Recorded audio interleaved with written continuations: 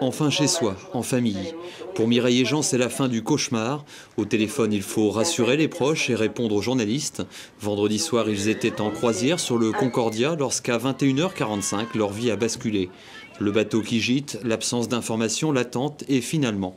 1h30 après, on a eu un message disant qu'il fallait rapatrier au pont 4 pour qu'ils allaient descendre des chaloupes et qu'ils allaient nous rapatrier à terre. Et c'est là qu'il y a eu un petit peu le bordel, je dirais, parce que c'était la cohue générale. Tout le monde partait dans tous les sens, il y avait très très peu d'assistance de la part du personnel.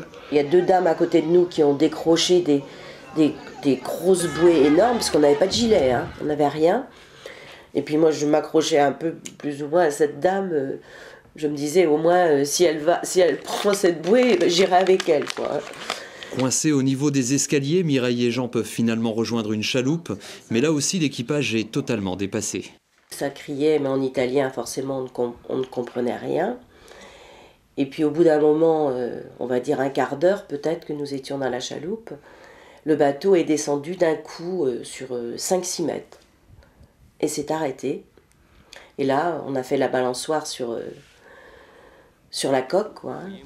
Donc on était en l'air. Et là, on a eu vraiment très peur.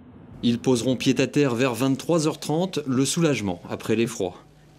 Vous sentez la fin arriver, hein, ah oui. Vous êtes dans le noir, une panique générale, vous dites ça y est, là on est foutu. C'est râpé, quoi. Ouais.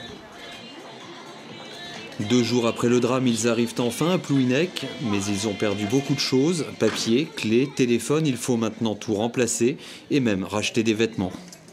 C'est à peu près tout ce qui me reste, ce que j'ai sur le dos. Donc oui, va falloir quand même du change, un peu. Demain, Mireille reprendra le chemin de la mairie, retrouver son travail pour reprendre le cours de sa vie, mais il faudra encore beaucoup de temps pour effacer cette nuit du 13 janvier.